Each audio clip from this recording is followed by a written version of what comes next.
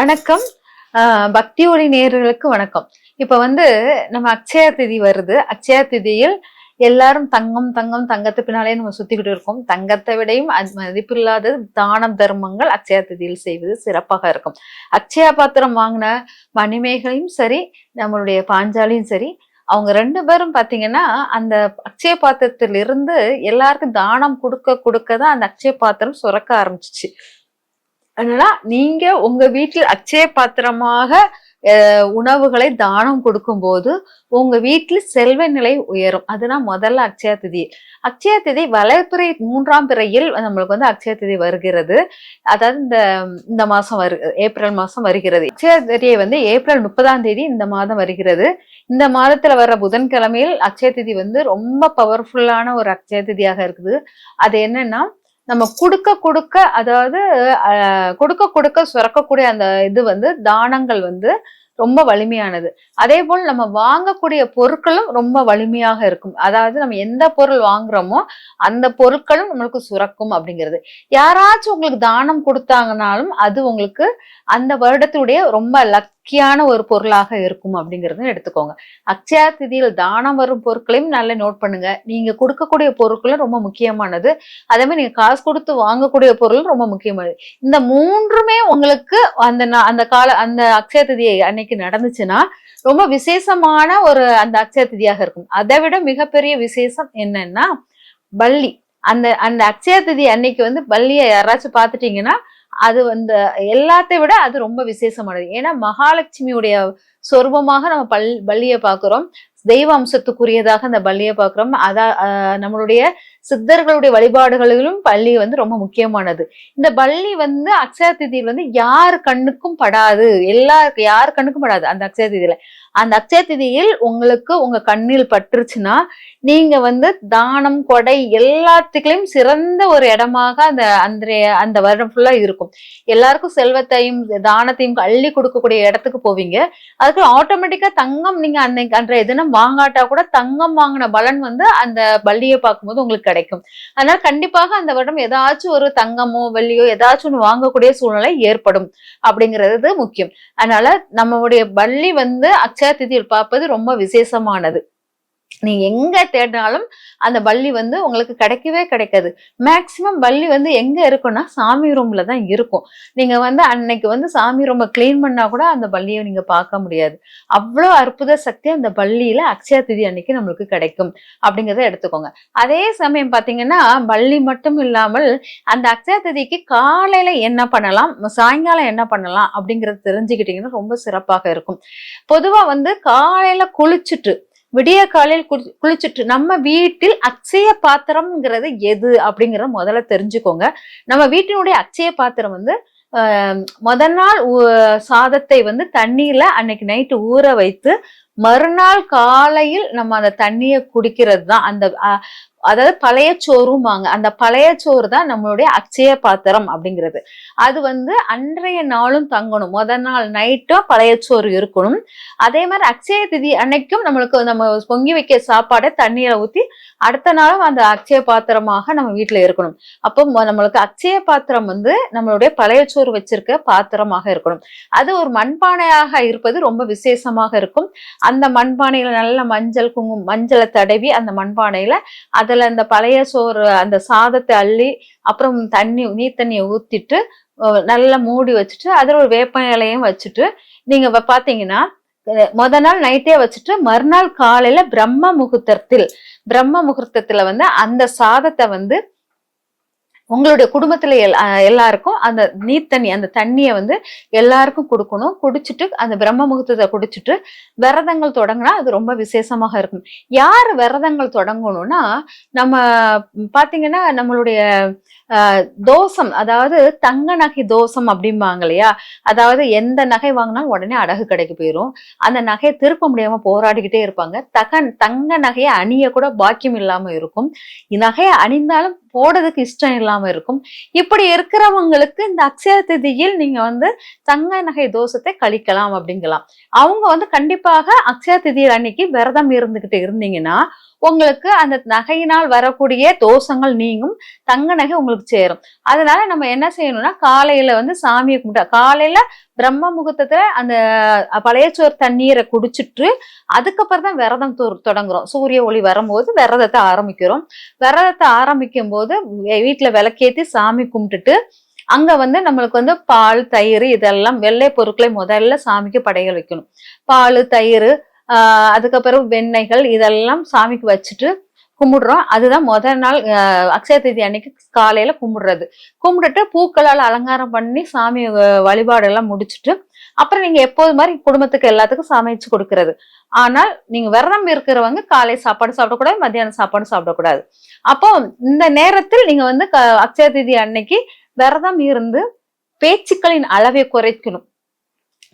பேசுறதுடைய அளவும் குறைக்கணும்.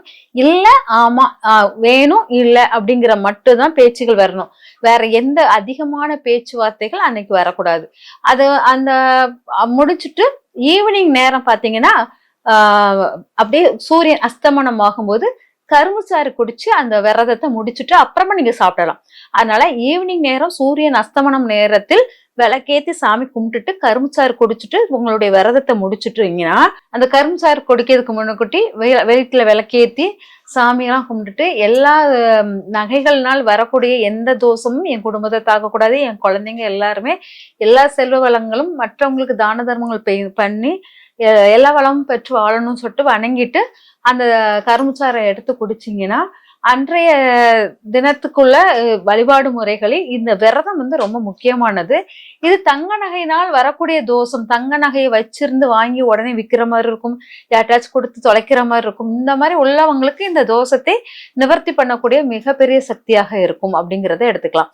அதுக்கு பிறகு அக்ஷய திதி அன்னைக்கு காலையில நான் சொன்னது பால், தயிர், மோர் எல்லாமே வச்சு வழிபாடு பண்றது, வெண்ணெய்ல இருந்து எல்லாம் வச்சு வெள்ளை நிற பொருட்கள் மற்றும் அன்னம், அரிசி இதையும் வைத்து வழிபாடு பண்ணணும்.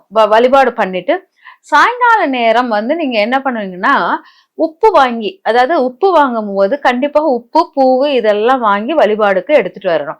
இந்த வழிபாடு முறைகளில் உப்பு வந்து சாயங்காலம் அஸ்தமனம் ஆகும்போது உப்பு வாங்கிட்டு வீட்டுக்குள்ள வரும்போது அதை வந்து வீட்டுல விளக்கேத்தி வச்சிருக்கணும். உப்பு வாங்குற அந்த பெண்மணிக்கு வந்து தலையில் பூ இருக்கணும். அந்த உப்பை வந்து உங்க கையால் ஒரு படி உப்பை வந்து ஒரு டப்பாவில போட்டு உங்க பீரோ லாக்கர்ல போட்டு வச்சுக்கோங்க. சாமி கும்பிட்ட பிறகு அந்த உப்பை வச்சு சாமி கும்பிட்ட பிறகு அதை வந்து ஒரு கையளவு உப்பு எடுத்து ஒரு டப்பால போட்டு அது பீரோ லாக்கர்ல பூட்டி வச்சுக்கணும் அந்த அக்ஷய திதி அன்னைக்கு.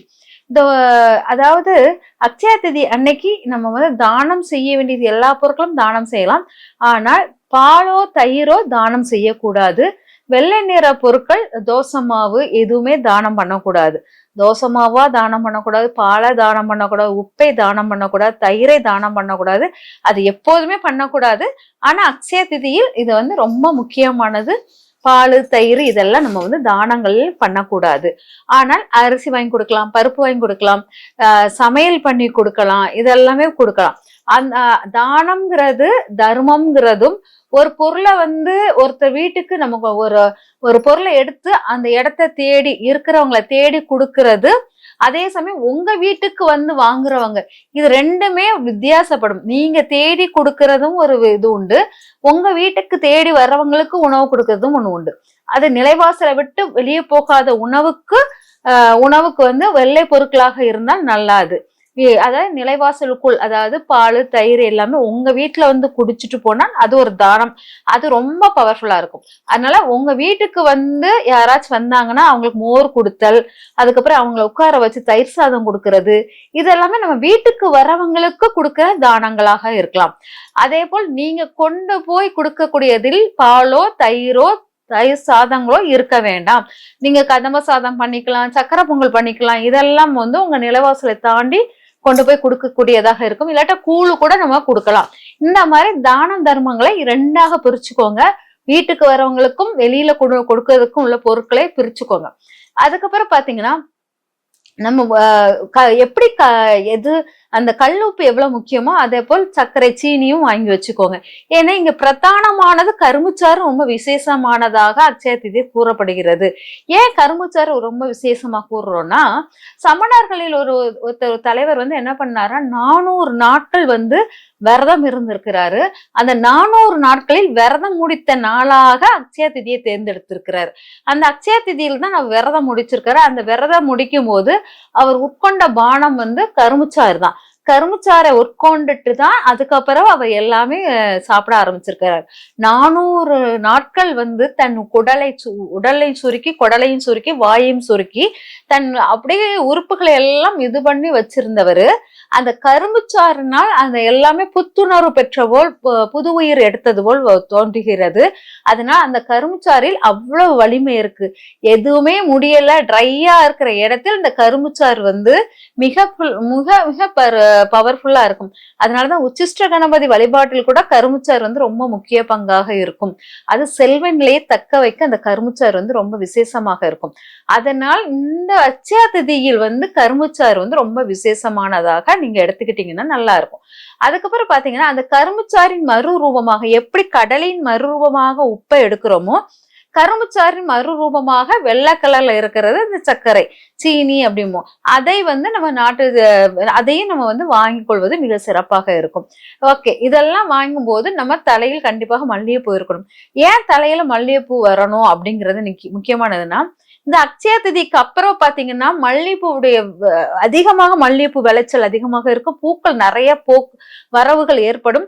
அதனால் நம்மளுக்கு வந்து இந்த அக்ஷய திதி வந்து பூக்களுடைய வசந்த காலத்தின் துவக்கத்துக்குள்ள ஒரு மனம் வந்து அந்த மல்லிகைப்பூவில் இருப்பதினால் அந்த அக்ஷய திதியில் அந்த மல்லிகைப்பூ ஒரு முக்கிய பங்காக இருக்கணும் அப்படிங்கிறத எடுத்துக்கலாம். அப்போ இதெல்லாம் போக அதுக்கப்புறம் மஞ்சள், அதாவது குரு காரகத்துவம். மஞ்சள் வந்து நம்மளால தங்கம் வாங்க முடியலன்னா மஞ்சள், உப்பு, இந்த சீனி இதெல்லாம் நம்ம வாங்கிட்டு வச்சு வழிபாடு பண்ணும்போது, இது எப்போ பண்ணணும்? ஈவினிங் நேரம், அதாவது சூரியன் அஸ்தமனம் நேரத்தில் இதெல்லாம் இந்த பொருட்களை வழிபாடாக எடுத்துக்கணும்.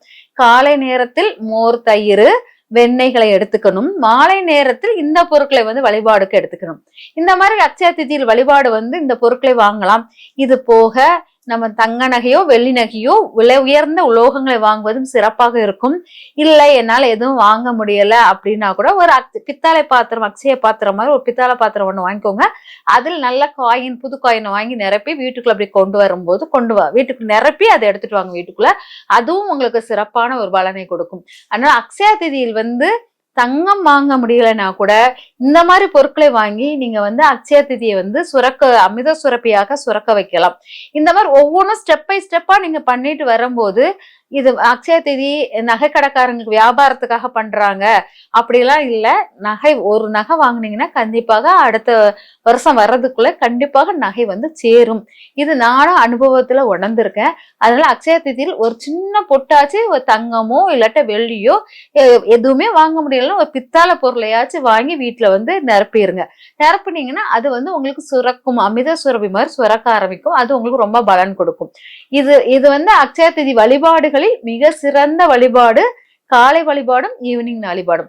எப்ப தங்கம் வாங்கலாம் அப்படிங்கறது என்னன்னா, அதாவது சூரியன் அஸ்தமனம் ஆன பிறகு வாங்குறது ரொம்ப நல்லது. அஸ்தமிக்கும் போது, அதாவது ஒரு 3:30ல இருந்து ஆரம்பிக்கிறதுல இருந்து சாயங்காலம் வரைக்கும் ஃபுல்லாவே நைட் வரைக்கும் வாங்கலாம். காலை நேரம் வாங்கலாம், ஒரு 10-11 மணி வரைக்கும் வாங்கலாம். அதுக்கு இடைப்பட்ட நேரத்தில் உச்சி பொழுதில் எல்லாம் நம்ம வந்து தங்கம் வாங்க முடியாது. இது ஏன்னா, அந்த உச்சி பொழுதில் வந்து தங்கம் ஏன் வாங்க முடியாதுன்னா, சூரியன் வந்து ரொம்ப வலிமையாக இருக்கும். ஏற்கனவே சூரியன் வந்து ரொம்ப வலிமை சித்திரை மாசத்தில். இதுல வந்து நம்ம தங்கம் வாங்கும் போது அது வலிமை அதிகமாக இருக்கிற மாதிரி இருக்கும். அப்போ சூரியன் வலிமையாக இருக்கிற இடத்தில் சுக்கிரன் வேல்யூ கம்மியாக இருக்கிறதுனால நம்மளுக்கு அந்த நேரத்தில் நம்ம வந்து தங்கம் வாங்க வேண்டாம் அப்படிங்கறது, நம்ம சூரியனுடைய வலிமையை நம்ம வந்து இது பண்ண முடியாது. அதனால தங்கம் வாங்குவது சூரியன் வலிமையான நேரத்தில் வாங்குவதை விட காலை ஒரு 11 மணிக்குள்ள வாங்கிருங்க. இல்லாட்டா ஒரு 3:30ல இருந்து தங்கம் வாங்குறதுக்கு சிறப்பாக இருக்கும். இந்த மாதிரி நாளில் வாங்குவது ரொம்ப சிறந்த பலனை கொடுக்கும். இது தங்க நகை கடைக்காரங்க வியாபாரத்துக்காக மட்டும் இல்ல, உங்களுடைய செல்வ நிலையும் பெருகும்.